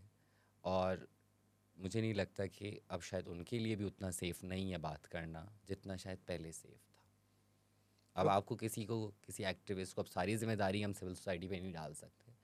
वो अपनी तरफ से एक अच्छा काम कर रहे हैं, बट हाँ, अब सेफ्टी ऐसी होगी। मैं भी एक सिविल सोसाइटी का पार्ट हूँ, मैंने भी आपको कहा कि बहुत सारे इश्यूज़ पे बात करना रोक दिया, क्योंकि आप मुझे लगा कि अब वो वक्त मौजूद नहीं है कि जहाँ मैं बात करूँ और मैं घर में फिर सुकून से रह भी सकूँ। जो थ्रेट्स हैं, जो रियासत ने अब नए कवानीन बना के, उसका एक आपको इम्पैक्ट है। फ़ोन आ जाता है, आपको तो पता है ना, फिर हम्म, आपको फ़ौरन फ़ोन आ जाता है, वो फिर आपसे बड़ी बदतमीज़ी से बात करते हैं। फिर आप कहीं जा रहे होते हैं तो फिर आपको रोक लिया जाता है, फिर बीच रोड के ऊपर आपसे सवालात किए जाते हैं। तो ये चीज़ें अच्छी नहीं है, पर ये तो बर्दाश्त कर लिया। हम्म, पर जो उसके बाद उठा के ले जाएं और कोई पूछने वाला ही नहीं है, कोई कानून ही नहीं है। शायद एक अर्ली स्टेजेस पे मुझे इन सब चीज़ों की इतनी सेंसिटिविटी का अंदाज़ा था नहीं, जो वक्त के साथ मुझे शायद होता जा रहा है। क्योंकि मेरे काफ़ी सारे करीबी लोगों को, जानने वाले लोगों को, जैसे मैंने इमाम मज़ारी का जिक्र किया, मैं उसकी बड़ी डाई हार्ट फ़ैन हूँ, मुझे बहुत पसंद है। मैं उन्हें फ़ॉलो करती हूँ ट्विटर पे, मैं उनकी एक एक ट्वीट को पढ़ती हूँ। कई दफ़ा उनकी इंग्लिश बहुत मुश्किल होती है, बट मैं कोशिश करती हूँ, पसंद है एक इंसान को। और मुझे लगा कि एक बड़ी इन्फ्लुएंशियल एक मिनिस्टर की बेटी, हम्म, उनकी वालदा पहले मिनिस्टर थी, एक्स मिनिस्टर की बेटी के साथ ये हो सकता है, तो मैं किस खेत की मूली हूँ। किसके। अच्छा, मुझे ये ज़रा बताइएगा कि आपने जैसे इसकी बात की, इस प्रेशर की, तो ओवरऑल आपने एक बात की कि सड़कों पर रोक कर फिर क्वेश्चन किए जाते हैं, तो आपके साथ कोई वाकया हुआ? हाँ, मुझे तो काफ़ी दफ़ा रोका है। काफ़ी दफ़ा रोक के हाँ, आपकी ओपिनियंस की बुनियाद पर आपको ये बैकलैश का सामना करना पड़ा, ओपिनियन की बुनियाद पे। इन्फ्लुएंशियल लोगों और की तरफ से? मैं महारंग से मिली थी, मैंने पिक्चर लगाई थी कराची में जब लास्ट टाइम महारंग आई थी, तब बड़ा मुझ पे एक फ़ोन आई, आपको कीड़ा था हम्म, तस्वीर लगाने का। मुझे इस जुमले से ना थोड़ा वो हुआ कि मतलब एक बार शतादी राय से कोई ऐसे बात कर रहा है। हम्म, तो और फिर मैंने नोटिस किया कि काफ़ी सारे लोग मिले थे पर किसी ने पिक्चर नहीं लगाई। हम्म, पर मैंने कहा मैं हटा नहीं सकती पिक्चर, अब फिर मेरे फिर उसूलों पे आ जाएगा ना। हम्म, तो जिस तरह मुझसे बात की गई, मैं एक दफ़ा यूएस कॉन्सुलेट से निकल रही थी, यूएस कॉन्सुलेट से तो 10 दफ़ा मुझे रोका था। और रोकते हैं, पूछते हैं, एजेंडा मांग रहे होते हैं, फिर आपको ज़बरदस्ती वो एक इंगेज कर रहे होते हैं कि आप अपनी जो है ऑब्वियसली उस सिचुएशन में आप सब भूल जाते हैं क्या आपकी अपनी भी एक क्या राय है, आपने ये क्यों लिखा, आपने ये नहीं करना चाहिए था, आपको ये नहीं करना चाहिए था। हम्म, तो ऑब्वियसली पर मुझे लगता है बीइंग ट्रांस मुझ पे वो प्रेशर नहीं था जो शायद एक मर्दों पे आता है। और अभी जिस तरह से रिसेंटली औरत मार्च वालों का, और मुझे जाना था उसमें पर मैं इत्तेफाक से नहीं जा सकी, मेरी एक जगह और कमिटमेंट थी। तो शीमा किरमानी जी को जिस तरह रोक के प्रेस कॉन्फ्रेंस करने से रोक दिया कि वो बलोचों के साथ प्रेस कॉन्फ्रेंस कर रही थी, तो ये क्या है? एक समझ रहे, एक दिल भर गया इन सब चीज़ों से। शीमा जी के लिए मुझे बहुत दुख हुआ, हमारी बड़ी सीनियर एक्टिविस्ट हैं, हम बचपन से उनको, आप भी देखते आए जी होंगे, बिल्कुल, मैं भी बहुत देखते आए हैं, रिस्पेक्टेड नाम उनको है। धक्के दिए गए पुलिस की तरफ से, कोई अच्छी चीज़ तो नहीं है। बिल्कुल, आई आई एग्री, वो एक बड़ी टॉवरिंग पर्सनैलिटी हैं शीमा करमानी, उनका बड़ी जद्दोजहद है और बहुत नाम है और बड़ा इम्पैक्टफुल नाम है उनका, जो मेरे उनकी ख्याल से जद्दोजहद की अब वजह सिविल सोसाइटी को किसी हद तक चुप करा दिया गया है, और जो ये नई हुकूमतें हैं ये अब कॉपी कर रही हैं इंडिया को। जिस तरह इंडिया में आहिस्ता आहिस्ता मीडिया को, एंकर्स को, सबको कॉम्प्रोमाइज़ कर दिया गया, अब वो एक्सपेक्टेशन पाकिस्तान के साथ रखी जा रही है। और पाकिस्तान में मुझे कदरन इंडिया के मुकाबले में हमारा जर्नलिज़्म बेहतर लगता था। बट अब जो मैं न्यूज़ देख रही हूँ, अब जो मैं चीज़ें देख रही हूँ, अब जो मैं हालात देख रही हूँ, जिस तरह की पकड़ धकड़, जिस तरह से गायब करना, जर्नलिस्ट को मार देना जो चल रहा है, तो ऑब्वियसली बाकी यहाँ तो रोज़ी कमाएंगे, यहाँ तो जान से जाएंगे। रोज़ी कमानी है तो कॉम्प्रोमाइज़ होंगे। तो जो सिचुएशन है उसमें मैं कहीं पे भी ये नहीं कहूँगी कि जर्नलिस्ट गलत हैं या सिविल सोसाइटी गलत है। रियासत की जो एक्शंस हैं, मैं समझती हूँ वो एक नरेंद्र मोदी की जो बीजेपी की जो एक पॉलिटिक्स है, वो उससे इंस्पायर हुए हैं। भले उनको गालियाँ देते हैं लेकिन करते वही हैं। कहीं ना, लेकिन रोल मॉडल वही है। रोल मॉडल अब मानिए ना, आप देखिए ना, मुझे फ़र्क महसूस हो रहा है। अब वो सिविल सोसाइटी यहाँ से भाग रही है, खामोश करवा दिया गया है लोगों को। और पहले बड़ा एक हमारी टॉक चैनल्स पे भी जो टॉक शोज़ होते हैं उसमें बड़ी एक बात होती थी, खुल के बात होती थी। अब आपने मतलब कैसे कह दिया कि आप इमरान खान का नाम नहीं ले सकते? I am a part of Peoples Party, but still वो एक लीडर हैं पॉलिटिकल पार्टी के, और सबने उस चीज़ को फॉलो कर लिया है। तो ये चीज़ें मुझे लगता है कि अब कोई फ़र्क नहीं रह रहा। कुछ दिनों में फिर वही हैं, एक अंजना कश्यप हमारे पास भी होंगी, हम्म, और वैसी एंकर्स आ रही हैं। अभी हम्म। रिसेंटली कुछ न्यूली एंकर्स को भी बनाया गया है जो खुल के इस तरह से हुकूमत को सपोर्ट कर रही हैं। तो मुझे लगता है कि अफसोस के साथ पाकिस्तान और इंडिया की मीडिया में कोई फ़र्क ज़्यादा नहीं रहा है। रियासत में भी कुछ ज़्यादा पॉलिसीज़ में नहीं रहा। हमारी तो खैर ज़्यादा ख़तरनाक है उनसे। हमारी रियासत ज़्यादा खतरनाक। अच्छा, आखिर में आखिरी सवाल कि मैंने आपको काफ़ी टाइम लिया, बहुत शुक्रिया आपका, कि आप लोग कराची में एक मुहूर्त मार्च भी करती हैं, उसके लिए आसानी से इजाज़त मिल जाती है या उसमें भी आपको एक नई किस्म की प्रॉब्लम्स और नफ़रत का नहीं, नहीं, सामना? हमने जब ये हेट कैंपेन हुई तो हमें ये समझ नहीं आया, उस वक़्त मेहरब भी हमारे साथ थी, और बेसिकली हिना जो है, जो इस वक़्त लंदन में है, और स्वास से उन्होंने भी ग्रेजुएट किया है, ये उनका आइडिया था। हम काउंटर नहीं कर पा रहे थे इतनी बड़ी हेट कैंपेन को। उसमें सेनेटर साहिबा, डिज़ाइनर साहिबा सब कूदे हुए थे, और हमारी सोशल मीडिया प्रेजेंस इतनी नहीं थी उस लेवल की। तो हमने कहा हम एक औरत मार्च के तर्ज का मूरत मार्च करते हैं, जिसको हमने सिंध मूरत मार्च का नाम दिया। पहली एक सियासी तहरीक ख्वाजा सरा कम्युनिटी की, जो किसी फंडिंग के ज़ेरे असर नहीं होगी, वो सिर्फ अपनी एक राय रखेगी और एक जद्दोजहद करेगी। उसमें हमने 2 दफ़ा कराची में किया, 1 दफ़ा हैदराबाद में किया, पर इस साल हम नहीं कर पाए क्योंकि हालात अब वैसे नहीं हैं। लेकिन हमारी जो सेकंड मूरत मार्च हुआ था उसमें मुर्तज़ा वहाब आए थे, और बहुत ज़बरदस्त मूरत मार्च था। पूरे सिंध के ख्वाजा सरा जमा हुए थे, अराउंड 8-9 हज़ार ख्वाजा सरा थे। हमने पूरी बसेस करवाई थी और वो सब आए थे, रुके थे। तो एक वो जो आप कह लें, जिस तरह हमारे यहाँ बाहर मुल्कों में एक परेड्स होती हैं, पर हमने उसको एहतजाज का नाम दिया था, बट वो एक जो खुशी थी कम्युनिटी की, सब वो लोग एक इकट्ठे हुए हैं नेक्स्ट लेवल की थी। और और मुर्तज़ा उनको वहाब एक का आना, रिकग्निशन मिली है। देखिए पीपल्स पार्टी की कुछ ऐसी चीज़ें हैं कि वो ख्वाजा सरा कम्युनिटी को सपोर्ट करते हैं। मुर्तज़ा वहाब मेयर साहब का आना एक बड़ी बात होती है। और लेकिन इस साल हमें जो है वो बहुत ज़्यादा मसले थे, तो हमने नहीं की। क्या मसले थे इस साल? काफ़ी थ्रेट्स थे क्योंकि लास्ट ईयर जो लास्ट पहला जो हुआ तो वो तो चले हो गया, लेकिन उसके बाद हमें बार बार बोला जा रहा था कि हमारी, क्योंकि जो मेन ऑर्गेनाइजर्स थे उनकी पर्सनल चॉइसेस पे काफ़ी इश्यूज थे उन लोगों को ना। और इवन जब मैं सेकंड टाइम कर रही थी तब भी मुझे डीसी ने आखिरी वक्त में कहा कि संडे को मार्च था, जुम्मे को मैं गई थी, तो मैंने कहा एनओसी तो दें। तो उन्होंने कहा कि आप लोगों के लिए कंप्लेन आई है कि आप एंटी पाकिस्तान। मैंने कहा पागल हो गए हो क्या? हम मतलब एक ख्वाजा सरा कम्युनिटी एक वो कर रही है, हम क्यों एंटी पाकिस्तान की उनके ऊपर बात भी करें? एंटी पाकिस्तान का ठप्पा लगा दिया इन्होंने। तो उस और वक्त ये खैर डीसी साहब कह रहे थे। ये हाँ डीसी थे उस वक्त, डीसी के भी पीए बात कर रहा था। ओके। और उस पूरी के लिए डीसी मुझसे पहले मीटिंग कर चुका था, हर चीज़ ओके हो गई थी, सडनली एंड टाइम पे हमें ये चीज़ थी। एंड टाइम पे उनको पता चला आप एंटी पाकिस्तान है। तो मैंने कहा पागल हो गए आप, ऐसा क्यों कह रहे हैं? और ऐसा है भी नहीं। और खैर आप तो हमने, अपने राइट्स के लिए एक मार्च करते हैं, दैट्स इट। मेरी कम्युनिटी का मार्च है और हम कोशिश करते हैं जब हम कम्युनिटी का मार्च करें तो हमारी पॉलिटिक्स बहुत हिजड़ा सेंट्रिक पॉलिटिक्स हो, हम इधर उधर ना जाएं। हम कोशिश करें कि ऑलरेडी बहुत मार्जिनलाइज कम्युनिटी है, इसकी आज एक दिन सिर्फ इनके लिए होना चाहिए और इन्हीं की बात होनी चाहिए। तो उस पे हुआ जब हमने हैदराबाद में किया, तब भी हमें बहुत टफ़ टाइम मिला था।